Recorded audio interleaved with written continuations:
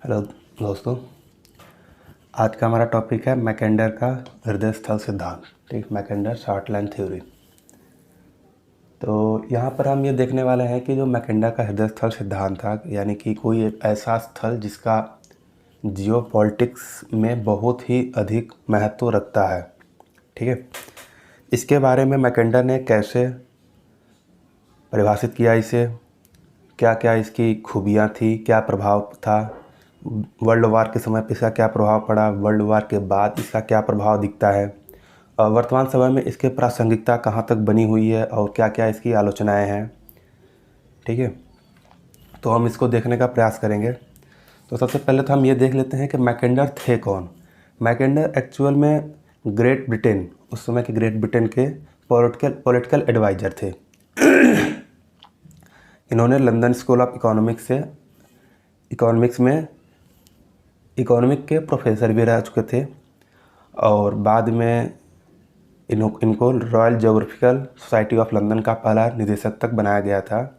तो घुमा फिरा के देखा जाए तो ये एक्चुअल में पॉलिटिकल जोग्राफर या पॉलिटिकल एक्सपर्ट थे, जो जियोपॉलिटिक्स को की बेहतरीन समझ रख रहे थे और अपने देश के लिए एक अच्छी जियोपॉलिटिक्स एडवाइस दे रहे थे। ठीक है, तो इन्होंने जियोपॉलिटिक्स को समझाने के लिए अपने कुछ पॉइंट्स रखे थे। ठीक है, इस पॉइंट को हम देख लेते हैं कि इन्होंने किस बेसिस पे किसी भी स्थान के जियोपॉलिटिक्स के महत्व को समझाने का प्रयास किया था। इनसे पहले एक एटी महान थे। एटी महान, ठीक, एटी महान ने यह बताया था उस समय पे, इनसे पहले कि जिस देश की नौसेना अधिक शक्तिशाली होगी स्थल सेना से, वह देश बाकी अन्य क्षेत्रों पर अपना शासन बनाए रखेगा, अपनी पकड़ को मजबूत रखेगा। तो एटी महान ने इस तरीके से नौसेना को अधिक महत्व दिया था स्थल सेना से, जो कि हमें प्राचीन समय में कॉलोनियल एरा में देखने को मिला भी है। ब्रिटेन की नौसेना बहुत मजबूत थी, Britain, France, Dutch.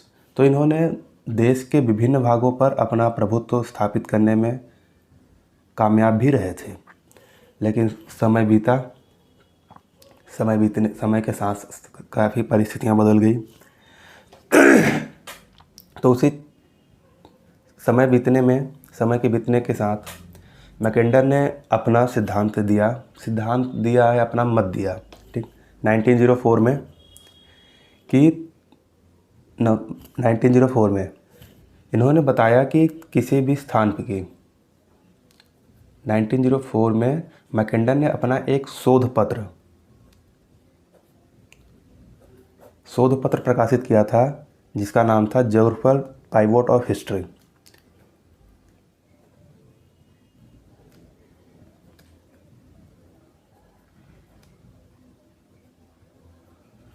Geographical pivot of history, इतिहास की भौगोलिक धुरी।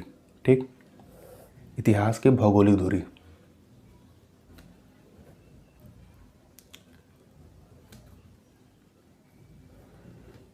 यह शोध पत्र इन्होंने रॉयल ज्योग्राफिकल सोसाइटी में प्रस्तुत किया। ठीक है, जिसके माध्यम से इन्होंने यह बताने का प्रयास किया कि वर्तमान समय में जिसकी स्थल सेना मजबूत होगी नौसेना की अपेक्षा ज़्यादा, क्योंकि नौसेना और स्थल सेना में सापेक्षता परिवर्तन हो रहे थे। तो इन्होंने क्या समझाने का प्रयास किया कि जिसकी स्थल सेना अधिक मजबूत होगी एज कंपेयर टू नौसेना से, उसका शासन होगा बाकी अन्य क्षेत्रों पे। ठीक, तो इन्होंने यह बताने के साथ में अब एक अपने मतलब विश्व के भौतिक मानचित्र को इन्होंने 3 भागों में बांटा कि किसी भी स्थान का महत्व, किसी भी स्थान का जियोपॉलिटिक्स किस तरीके से डिफाइन होता है। ठीक है, तो इन्होंने ऐसा मतलब विश्व के भौतिक मानचित्र को 3 भागों में बांटा था, जिनमें से एक था पाइवोट एरिया, ठीक, या इसको हम बोलते हैं ध्रुवीय प्रदेश। दूसरा था इनका आंतरिक अर्धचंद्राकार क्षेत्र।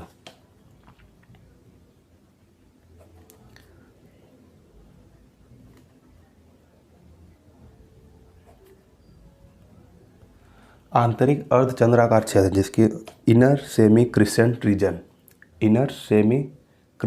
ठीक है। इनका तीसरा क्षेत्र था बाह्य अर्धचंद्राकार क्षेत्र, ठीक, बाह्य अर्धचंद्राकार क्षेत्र, आउटर सेमी क्रिसेंट रीजन। तो इस प्रकार इन्होंने विश्व के भौतिक मानचित्र को 3 भागों में बांटा था, जिसको हम मैप में ही देख लेते हैं, उसके बाद आगे समझने का प्रयास करेंगे, ठीक।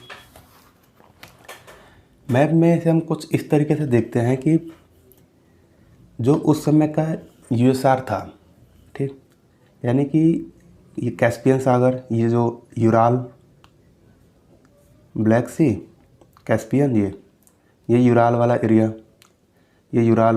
हो गया, ये वोल्गा रिवर, कैस्पियन, इस क्षेत्र को ऐसे लेते हुए इधर के ये पहाड़ी क्षेत्र, ठीक, इधर के पहाड़ी क्षेत्र और इधर का ये पठारी क्षेत्र से होते हुए पूर्वी साइबेरियाई क्षेत्र, पूर्वी साइबेरिया के पठार, इन क्षेत्रों को ऐसे बढ़ाते हुए ऊपर से ये आर्कटिक का ये क्षेत्र, जो कि हमेशा ये इधर बर्फ़ होती है हमेशा, ये पूर्वी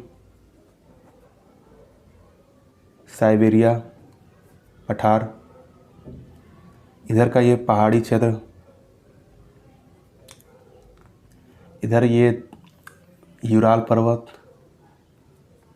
वोल्गा रिवर, यहाँ पर ये हमारा कैस्पियन है, ब्लैक सी, ठीक। तो इन्होंने एक क्षेत्र को तो ऐसे डिफाइन किया, ठीक, ये था इनका पाइवोट एरिया। दूसरा इन्होंने क्या बताया, इनर सेमी क्रिसेंट रीजन, आंतरिक अर्धचंद्राकार क्षेत्र। आंतरिक अर्धचंद्राकार क्षेत्र के अंतर्गत इनका आता था ये वाला एरिया, ऐसे। इसमें एक्चुअल में अफ्रीका का ये सहारा मरुस्थल भी आ रहा था इनर में, ठीक, ये हो गया। और फिर आउटर में इन्होंने क्या बताया, आउटर में इन्होंने समझाते टाइम बताया कि ये north America, south America, Africa का ये बाहर वाला भाग जो रह जा रहा है अभी, ऑस्ट्रेलिया, ठीक, इन सब को इन्होंने बताया ये आउटर था, आउटर सेमी क्रिसेंट रीजन, और ये इनर था, ठीक। इस तरीके से इन्होंने पूरे विश्व के भौतिक मानचित्र को 3 भागों में बांटा और ये समझाने का प्रयास किया कि ये जो एरिया है, ये जो पाइवोट एरिया है, ये पाइवोट एरिया एक्चुअल में काफ़ी स्ट्रेटजिक लोकेशन जो इसकी थी, यानी कि इसका जो जियोपॉलिटिक्स में महत्व था वो काफ़ी अच्छा बेहतर था, क्योंकि ये एक अभेद्य दुर्ग जैसा था, क्योंकि इसके अंदर जो भी रहेगा, जो भी शासन करेगा, उसको किसी भी तरह की परेशानी, किसी भी बाहरी आक्रमण से ज़्यादा लड़ने की ज़रूरत नहीं है, क्योंकि इसके पास प्राकृतिक सीमाएं थी। ये पूर्व में साइबेरिया का पठार जो खुद भी बर्फ़ से ढका होता था, हिमाच्छादित एरिया था, इधर का ये पहाड़ी क्षेत्र था, यह आर्कटिक का बर्फ़ का हिमाच्छादित क्षेत्र था, ये यूराल पर्वत था, और ये वोल्गा रिवर हो गई यहाँ पर, ये ब्लैक सी। इन्होंने सिर्फ ये बताया कि यहाँ पर सिर्फ एक ही द्वार है यहाँ से आने जाने का, वो था यहाँ पे कैस्पियन और ब्लैक सी के रास्ते से, यही एक रास्ता था जहाँ से इस क्षेत्र में प्रवेश किया जा सकता था, बाकी किसी क्षेत्र से प्रवेश नहीं किया जा सकता था, ठीक। और इन्होंने ये बताया जो आउटर एरिया था, इनर अर्ध चंद्राकार क्षेत्र, इसमें इन्होंने बताया कि ये जो पश्चिमी यूरोप, ये दक्षिण एशिया, पूर्वी एशिया और ये सहारा का मरुस्थल, ठीक है, सहारा मरुस्थल, ये सबको मिलाकर इन्होंने इसे बताया आंतरिक अर्धचंद्राकार क्षेत्र। और आंतरिक अर्धचंद्राकार क्षेत्र ये और ये पाइवोट एरिया, इन्होंने इन दोनों को मिलाकर विश्वद्वीप का निर्माण किया, इन दोनों को मिलाकर विश्वद्वीप बनाया, ठीक। और ये आउटर सेमी क्रिस्टेंट रीजन अभी अलग ही है, ठीक। इन्होंने ये बताने का प्रयास किया कि ये जो हम इन दोनों को मिला के इससे बताया इन्होंने विश्वद्वीप, ठीक। विश्वद्वीप के बारे में इन्होंने समझाते हुए ये बोला कि जो विश्वद्वीप है, विश्वद्वीप में कुल विश्व के क्षेत्र का, विश्व के कुल मतलब कि भौगोलिक क्षेत्र का 2/3 हिस्सा रखता है ये, ठीक है। ये कुल भौगोलिक क्षेत्र का 2/3 हिस्सा है। और यहाँ की जो जनसंख्या थी वो विश्व की 7/8 जनसंख्या यहाँ निवास करती है, जो कि लगभग 88% थी, ठीक। इस प्रकार इन्होंने इस विश्वद्वीप को परिभाषित किया और जिसका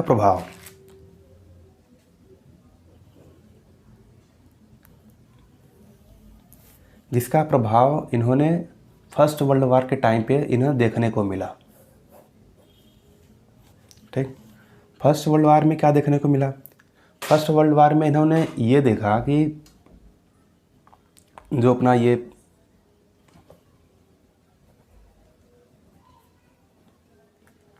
पाइवोट एरिया था, ठीक है, पाइवोट एरिया में ग्रेट ब्रिटेन ने बाल्टिक सी और ब्लैक सी से प्रवेश करने का प्रयास किया, ठीक है। एक बार फिर मैप में देख लेते हैं।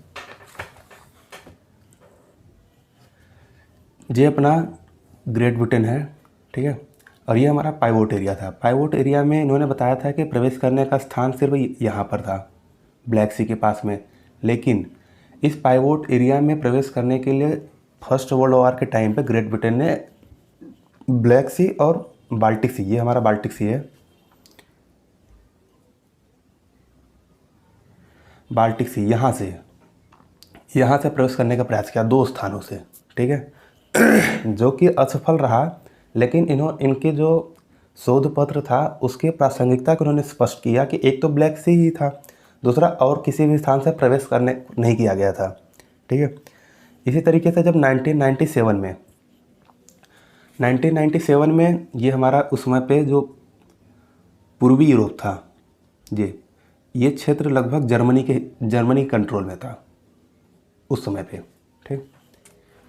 तो 1997 में जब रूस में आंतरिक समस्याएं उत्पन्न हुई, साम्राज्य का पतन हुआ 1997 में, तो सबसे पहले रूस ने जो जर्मनी के साथ है इन्हीं शर्तों पे शांति समझौता किया कि कोई भी यहाँ से प्रवेश नहीं करेगा। जर्मनी एंड रूस इन्हीं शर्तों पे शांति समझौता कर लिया था कि यहाँ से कोई प्रवेश नहीं करेगा, मतलब जर्मनी खास तौर पे इधर से प्रवेश नहीं करेगा। और इस तरीके से इनका ये यूसार का, ये रूस मैं बोल रहा हूँ बार बार, जो एक्चुअली यूसार था, ठीक है, यूसार में शांति व्यवस्था बनी रहेगी, ठीक है। इस प्रकार इन्होंने मैकेंडर ने क्या देखा कि जो फर्स्ट वर्ल्ड वॉर के टाइम इनके जो विचार थे इसके प्रासंगिकता काफ़ी हद तक व्यवहारिक थी, जिसके आधार पे इन्होंने 1999 में अपने उन्हीं विचारों को जो 1904 में इन्होंने प्रस्तुत किया था एक शोध पत्र में, इसको इन्होंने अपना एक सिद्धांत, इसके आधार पर अपना एक सिद्धांत प्रतिपादित किया जो था हृदय स्थल सिद्धांत।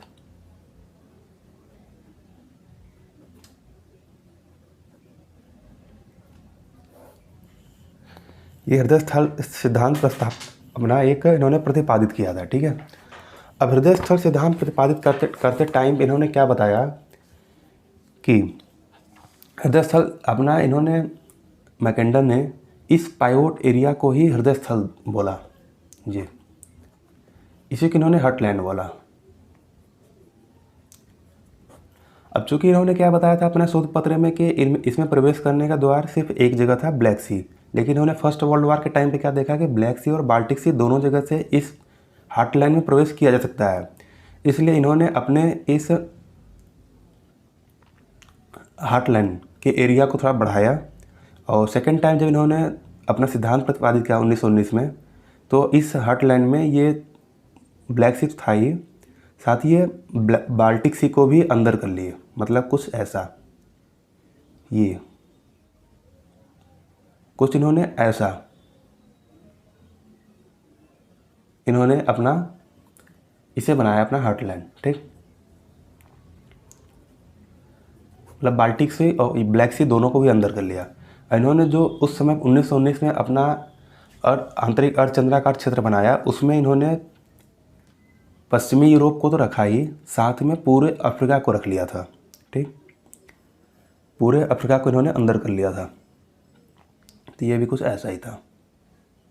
बाकी उनका जो आउटर सेमी क्रिश्चियन रीजन था वो सेम ही था, ठीक।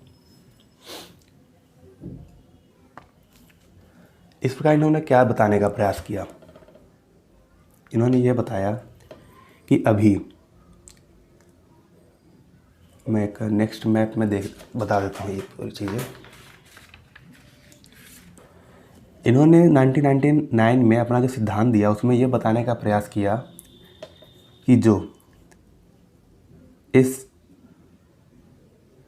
पूर्वी यूरोप, ठीक है, जो इस पूर्वी यूरोप पर शासन करेगा, ठीक है, यहाँ पर शासन किसका था, जर्मनी का।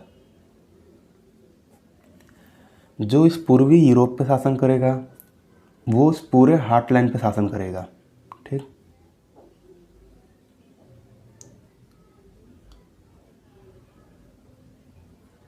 ये था इनका हार्टलैंड, ठीक। इन्होंने बताया कि जो पूर्वी यूरोप पे शासन करेगा उसका पूरे इस पर नियंत्रण होगा, हार्टलैंड पे, ठीक है। और जिसका हार्टलैंड पर नियंत्रण होगा उसका विश्वद्वीप पर शासन करेगा। जो हार्टलैंड पर जिसका शासन होगा, ठीक, जिसका हार्टलैंड पर शासन होगा उसका पूरे विश्वद्वीप पे शासन होगा। ऐसा कुछ विश्वद्वीप में हमारा ये आ रहा था, आंतरिक अर्धचंद्राकार क्षेत्र को ही हम ले लेते हैं इसमें, तो आंतरिक अर्धचंद्राकार क्षेत्र में इस बार पूरा यूरोप आ रहा था, ठीक है, सॉरी अफ्रीका, पश्चिमी यूरोप, अफ्रीका, दक्षिण एशिया, पूर्वी एशिया। और उन्होंने बताया कि जिसका नियंत्रण विश्वद्वीप पर होगा वो पूरे विश्व पर शासन करेगा, यानी कि ये आउटर पर भी वही शासन करेगा। इन्होंने कुछ इस तरीके से समझा का प्रयास किया, मैथ से बताने का प्रयास किया अभी कि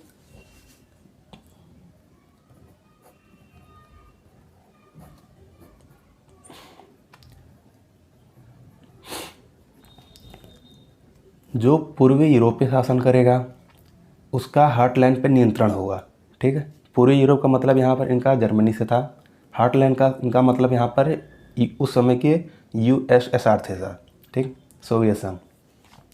और इन्होंने बताया कि जिसका हार्टलैंड पे शासन होगा वो पूरे विश्वद्वीप पे शासन करेगा, वो पूरे विश्वद्वीप पर उसी का नियंत्रण होगा जिसका हार्टलैंड पे शासन होगा। और जिसका पूरे विश्वद्वीप पे शासन होगा वो पूरे विश्व पे उसी का नियंत्रण होगा, ठीक है। पूरे विश्व पे उसी का नियंत्रण होगा जिसका विश्वद्वीप पे शासन होगा। कि इसको बताने के समय पे इनका तर्क कुछ यूँ था। इन्होंने बताया कि जो ये हार्टलैंड था, ठीक है, या इस क्षेत्र में इन्होंने बताया था जो संसाधन था, इस क्षेत्र में संसाधन जो था यहाँ पे दो तिहाई संसाधन थे जनसंख्या 88% थी। ठीक। और इसकी जो सुरक्षा थी, इन्होंने बताया था जियोपॉलिटिक्स, ये अभेद्य सुरक्षा थी, यानी कि ये एक पूरा दुर्ग की तरह काम कर रहा था। इस तरीके से इन्होंने इसके राजनीतिक महत्व को काफ़ी बेहतर बताया। ठीक है, जिसका प्रभाव सेकेंड वर्ल्ड वॉर में देखने को भी मिलता है हमें। ठीक।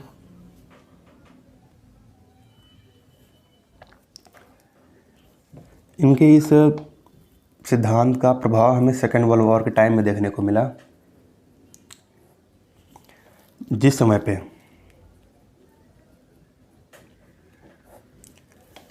पे देखा गया कि जो जर्मनी था, ठीक है, जर्मनी का मतलब सेकेंड वर्ल्ड वॉर के टाइम पे जर्मनी का प्रभाव और हृदय स्थल का महत्व, इसको देखते हुए, जर्मनी के प्रभाव और हृदय स्थल के महत्व को देखते हुए जो पूरा विश्व था 2 भागों में बट गया था।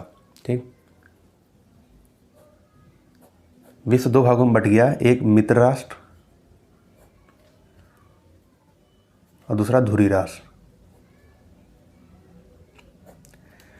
मित्र राष्ट्रों में कौन होगा? मित्र राष्ट्र में थे यूके, यूएसएसआर, यूएसए और फ्रांस। धुरी राष्ट्र में कौन है? Germany, Japan, Italy. ठीक। अब लड़ाई इस बात से थी कि जो पाइवोट एरिया या हार्टलैंड था, इस पे शासन किसका होगा।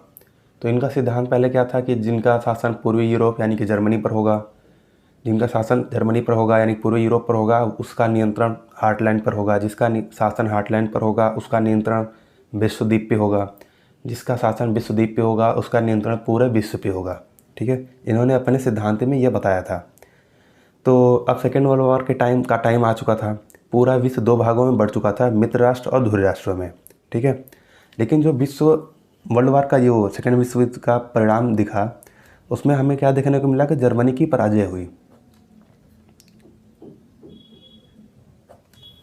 जर्मनी के पराजय होते ही इनके सिद्धांत की आलोचना होने लगी, क्योंकि इन्होंने क्या बताया था कि जिसका शासन पूर्वी यूरोप पर होगा वही हार्टलैंड शासन करेगा, और जिसका हार्टलैंड पर होगा उसका विश्वद्वीप से पूरे विश्व में।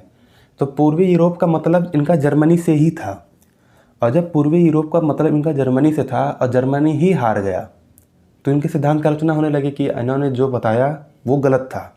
ठीक है, वो प्रासंगिक नहीं था उस समय पे। तो अब जियोपॉलिटिक्स में एक नया परिवर्तन हो रहा था, इनके सिद्धांत की आलोचना हो रही थी। इन्होंने अपने सिद्धांत की प्रासंगिकता को बनाए रखने के लिए 1934 में हृदय स्थल सिद्धांत में संशोधन किया। 1943 में इन्होंने अपने हृदय स्थल सिद्धांत को संशोधित किया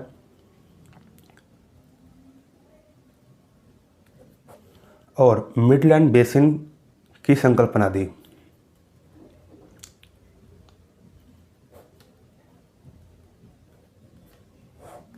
मिडलैंड बेसिन संकल्पना दी इन्होंने 1943 में। ठीक, मिडलैंड बेसिन संकल्पना देते टाइम इन्होंने ये बताया, सबसे पहले हम देख लेते हैं मिडलैंड था क्या।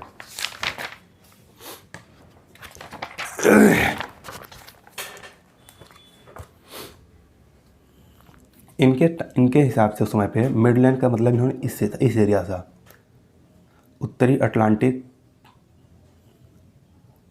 महासागर। ठीक है,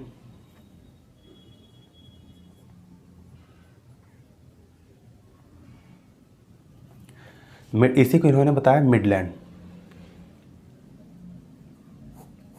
चूँकि सेकेंड वर्ल्ड वॉर के ख़त्म होने के बाद इन्होंने देखा कि पूरे विश्व पे उस समय पे यूएसए का महत्व बढ़ चुका था। इन्होंने ये भी देखा कि यूएसए के जो पूर्वी तट थे, यहाँ पे लोहा, कोयला, बंदरगाह नगर, तकनीकी और औद्योगिक विकास, आधारभूत संरचना, इन क्षेत्रों पे। और सेम चीज़ इन्होंने देखा पश्चिमी यूरोप में। तो इन्होंने देखा कि जो पश्चिमी यूरोप और इस समय पे यूएसए है, ठीक है, इनका महत्व इस समय पे जियोपॉलिटिक्स में काफ़ी हद तक बढ़ चुका है। उन्होंने ये बताने का प्रयास किया कि इस समय पे वर्तमान समय में 2 हार्टलैंड बन चुके हैं।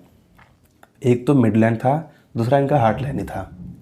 ठीक, इन्होंने ये भी बताया कि जिसका प्रभुत्व मिडलैंड पे होगा वो हमेशा हार्टलैंड को काउंटर करेगा।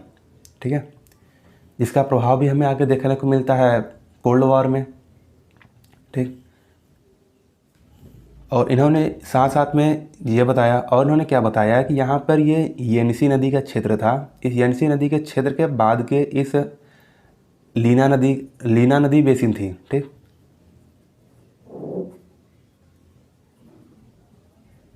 ये सब यूसार का हिस्सा है। लीना नदी बेसिन के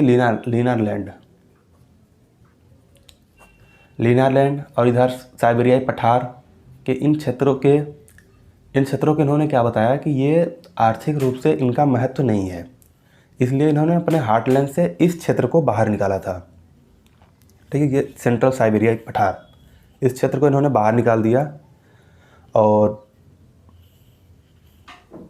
बाकी इन्होंने यही बताया कि जो मिडलैंड पे जिनका प्रभुत्व होगा वो हमेशा काउंटर करेंगे हार्टलैंड पे, लेकिन इनके सिद्धांत की प्रासंगिकता बनी रही कोल्ड वॉर के टाइम तक। ठीक है, मिडलैंड बेसिन अभी इसके टाइम पर 2 हार्टलैंड थे, 2 हार्टलैंड बन चुके थे। ठीक है, इसकी प्रासंगिकता बनी रही 1991 तक, जब तक कि यूएसआर का विघटन नहीं हुआ। 1991 में जैसे ही यूएसआर का विघटन हुआ, इसके अपने आर्थिक और सामाजिक कारणों से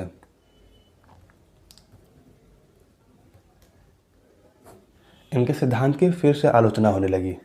इन्होंने जिस हार्टलैंड को आर्थिक और सामाजिक रूप से काफ़ी मतलब बेहतर बताने का प्रयास किया कि यहाँ पे मानव संसाधन है, यहाँ पे प्राकृतिक संसाधन भी हैं, और यहाँ पर ये अभेद्य दुर्ग है, लेकिन इन सब के होने के बावजूद भी इनका सिद्धांत की प्रासंगिकता ख़त्म हो गई जिस समय यूएसआर का विघटन हो गया इनके आर्थिक सामाजिक कारणों की वजह से।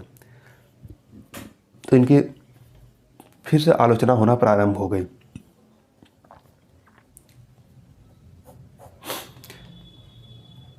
इनकी आलोचना करते हुए भूगोलवेत्ताओं का ऐसा मानना था कि किसी भी क्षेत्र या किसी भी देश की जो सीमा है या उनका बीच का संबंध है, ये सिर्फ भौगोलिक कारणों पर निर्भर न होकर अपने इनके ऐतिहासिक, सामाजिक, सांस्कृतिक विशेषताओं पर भी निर्भर करता है कि किसी देश के ऐतिहासिक पृष्ठभूमि क्या है, उनके अपनी कल्चरल यूनिटी क्या है, कल्चरल डाइवर्सिटी क्या है, सामाजिक विषमता, एकता, ये सब भी किसी भी देश की संबंधों को बनाने में एक महत्वपूर्ण भूमिका निभाते हैं, ना कि केवल सैन्य शक्तियाँ।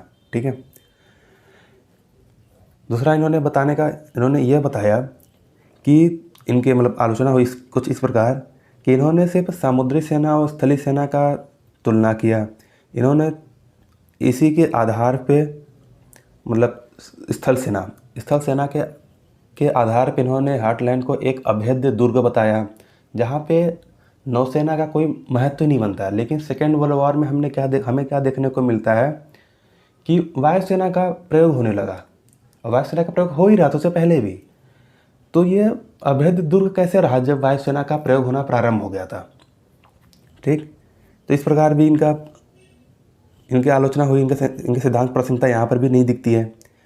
थर्ड इन्होंने क्या बताया, इनकी आलोचना कैसे हुई, इन्होंने मर्केटा प्रक्षेप की सहायता से जो मानचित्र तैयार किया गया था उसका अध्ययन किया था।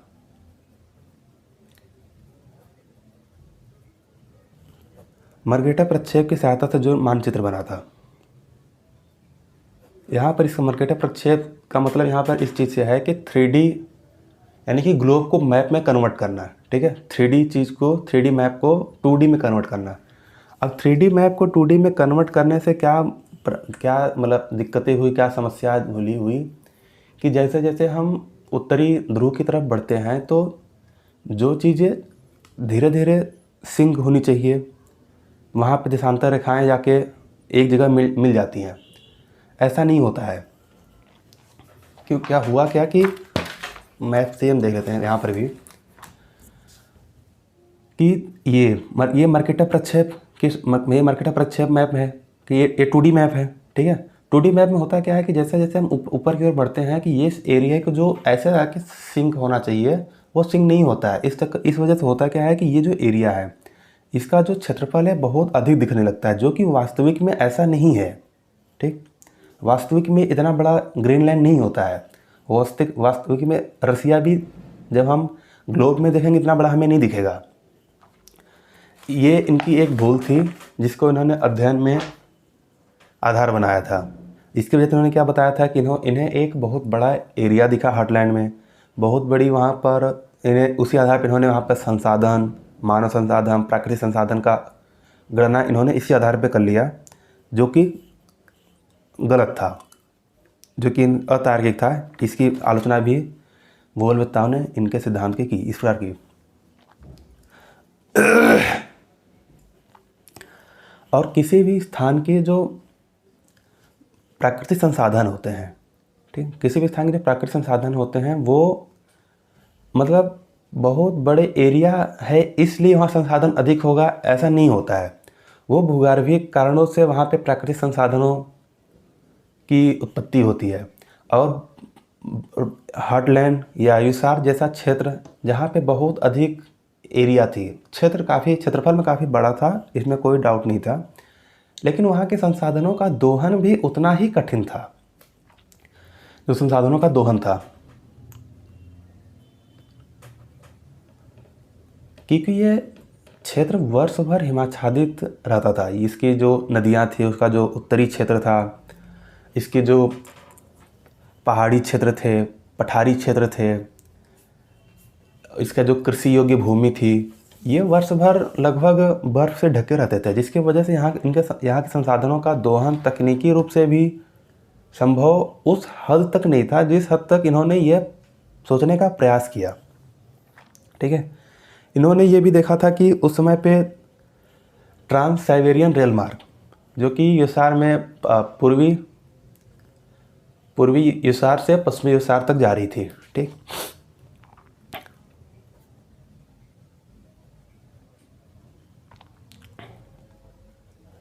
ट्रांस साइबेरियन रेल मार्ग को इन्होंने देखते हुए इन्होंने ऐसा सोचा कि परिवहन का साधन यहाँ पे काफ़ी बेहतर है, जो यहाँ पर जो इसके भविष्य का निर्धारण करेगा, यहाँ पे औद्योगिक विकास और अन्य तरीके के विकास में महत्वपूर्ण भूमिका निभाएगा, जो कि ऐसा नहीं हुआ। वर्तमान समय में भी यूसार के उस क्षेत्र में ट्रांस साइबेरियन रेल मार्ग ही है और कोई परिवहन मार्ग स्थापित नहीं हो पाए। तो इस प्रकार भी इनके सिद्धांत की आलोचना हुई और प्रासंगिकता कम दिखाई दी। इस प्रकार 1991 के बाद इनके सिद्धांत की प्रासंगिकता लगभग खत्म होती प्रतीत होती है। लेकिन अगर भविष्य में किसी भी तरह से रूस का महत्व जो आज उस समय के अनुसार आज का रूस है, महत्व बढ़ता हुआ दिखाई देता है, तो जैसे जैसे रूस का महत्व या प्रभाव वैश्विक राजनीति में बढ़ेगा, वैसे वैसे मैकेंडर की इस मिडलैंड बेसिन हार्टलैंड थ्योरी की प्रासंगिकता बढ़ती जाएगी। तो ये भविष्य में आने वाली बात है, जैसा भी होगा देखा जाएगा। ठीक है, तो आज का बस यहीं तक, मिलते हैं नेक्स्ट टॉपिक में, तब तक के लिए थैंक यू।